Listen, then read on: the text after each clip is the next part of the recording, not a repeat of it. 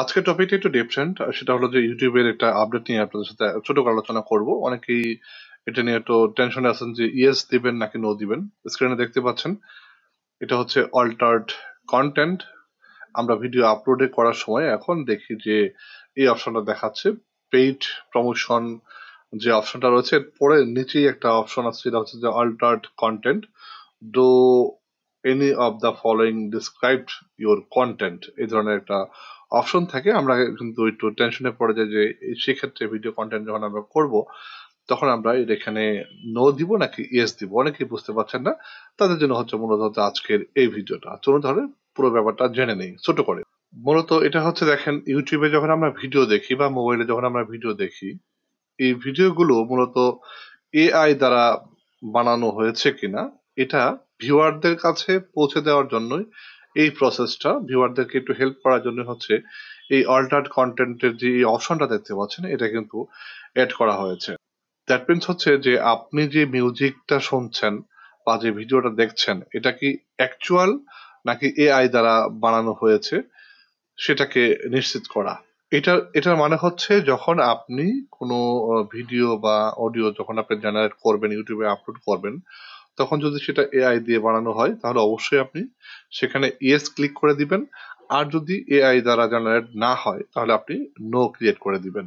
That means হচ্ছে যে original কন্টেন্টের মধ্যে যদি কোনো ধরনের এডিট বা কোনো ধরনের কিছু ইফেক্ট, ব্যাকগ্রাউন্ড ব্লোয়ার, ডিফারেন্ট কিছু করেন, সেটা এআই রিলেটেড যদি হয় তাহলে অবশ্যই সেটাকে আপনি ইয়েস দিয়ে দিবেন।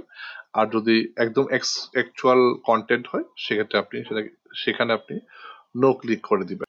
এবং একটা জিনিস মাথায় রাখবেন, যখন আপনি ইয়েস ক্লিক করবেন তখন কিন্তু অবশ্যই ইউটিউব আপনার ভিডিও ডেসক্রিপশনে সেখানে এই কথাটা উল্লেখ করে দিবে যে অল্টার্ড কন্টেন্ট বা সিনথেটিক কন্টেন্ট, এই ধরনের একটা লেখা আপনার ভিডিও ডেসক্রিপশনে কিন্তু থেকে যাবে। এবং আরেকটা জিনিস খেয়াল করতে হবে, যদি সেটা সেন্সিটিভ কোনো কন্টেন্ট হয় সেখানেও কিন্তু ভিডিওর উপরে বা ভিডিওর নিচে কোনো একটা জায়গায় এখানে উল্লেখ করা থাকবে অল্টার্ড কন্টেন্ট বা সিনথেটিক কন্টেন্ট, এই ধরনের কিছু একটা রিমাইন্ডার আকারে ভিডিওতে স্ক্রলিং করা থাকবে বা একটা হাইলাইট করা থাকবে। আর এটা কখন আসবে?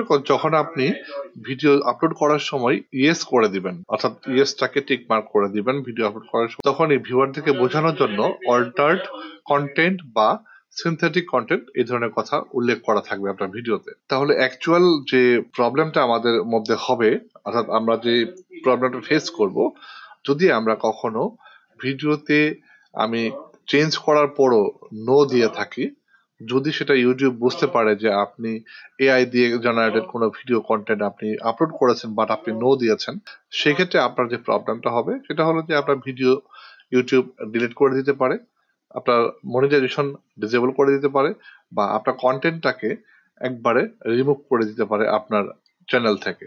এই প্রবলেম কিন্তু আপনাকে ফেস করতে হবে। তাহলে অবশ্যই আপনাকে বুঝতে হবে যে আপনি ভিডিও আপলোড করার সময় ইয়েস কখন দিবেন আর নো কখন দিবেন, অবশ্যই মাথায় রাখতে হবে। এবং এটা অবশ্যই সেন্সিটিভ একটা ইস্যু। এবং সবচেয়ে খারাপ খবর যেটা হচ্ছে, আপনার অ্যাকাউন্টটাকে লাইফ টাইমের জন্য সাসপেন্ডও করতে পারে। তো যতই আপনি টেকনিক্যালি চেষ্টা করুন না কেন, ইউটিউবের অ্যালগরিদমে কিন্তু আপনি ধরা খেয়ে যাবেন। দ্যাট মিনস হচ্ছে আপনার অ্যাকচুয়াল কন্টেন্টটাকে অবশ্যই অ্যাকচুয়ালি রাখতে হবে। আর যদি এডিট করেন বা চেঞ্জ করেন বা এআই টেকনোলজির সহায়তা নেন কন্টেন্ট ক্রিয়েট করার ক্ষেত্রে, অবশ্যই সেটা উল্লেখ করে দিতে হবে। দ্যাট মিনস হচ্ছে যদি আমি আবারও বলছি, যদি আপনি এআই দ্বারা জেনারেটেড কোনো ভিডিও কন্টেন্ট আপলোড করেন তাহলে অবশ্যই ইয়েস দিয়ে দিবেন। আর যদি না করেন সেক্ষেত্রে নো করে দিবেন।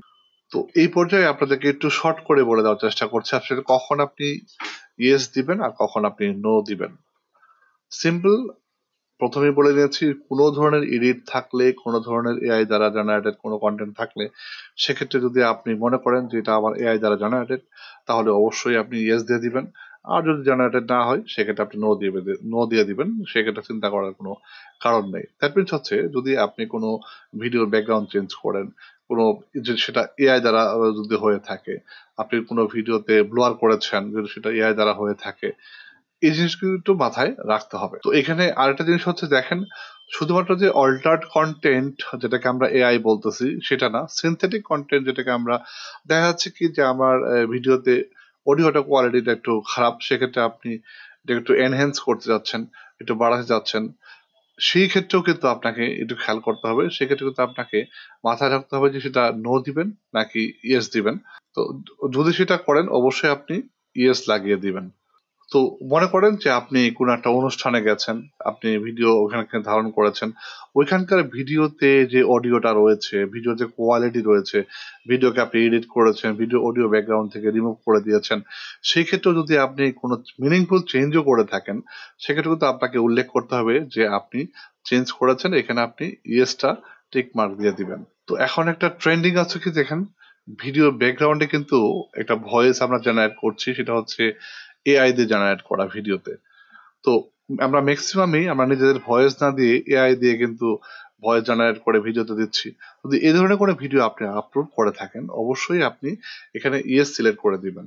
ঠিক আছে, এটা কিন্তু মাথায় অবশ্যই রাখবেন। আমি আপনাদেরকে একটু রিমাইন্ডার দিচ্ছি, কয়েকটা থিঙ্ক মনে করে করে করে যেটা যেটা আমার মাথায় আসতেছে বোঝানোর জন্য চেষ্টা করতেছি। এবং দেখেন একটা দেখা যাচ্ছে অনেকেই অডিও ক্লোন করে, অর্থাৎ অডিওকে চেঞ্জ করে ফেলে, চেঞ্জ করে দেন। সেক্ষেত্রেও কিন্তু আপনি কি করবেন, ইয়েস সিলেক্ট করে দিবেন। অর্থাৎ সর্বশেষ কথা যেটা হচ্ছে, দেখেন আপনি অল্টারনেট কন্টেন্ট করেন বা সিনথেটিক কন্টেন্ট করেন, যদি কোনো ধরনের চেঞ্জ আপনি করেন, অর্থাৎ অ্যাকচুয়ালটাকে যদি আপনি কোনো চেঞ্জে কনভার্ট করে থাকেন, তাহলে ব্যাকগ্রাউন্ড, এটা হতে পারে, প্রথমে রাখবেন background change, audio cloning, AI audio use, এগুলো যদি আপনি করে থাকেন। আরো কিছু কিছু ইস্যু রয়েছে, আপনি চাইলে ইউটিউবের যে অল্টারনেট কন্টেন্টের যে পলিসি গুলো আছে সেগুলো আর একটু ভালো করে পড়ে নেবেন। আমি আপনাদেরকে সাধারণ যে প্রবলেম গুলো, এগুলো আপনাদেরকে বোঝানোর চেষ্টা করেছি। আশা করি আপনাদেরকে সামান্য পরিমাণ হলেও এই ব্যাপারটা নিয়ে আপনাদেরকে বোঝাতে পেরেছি।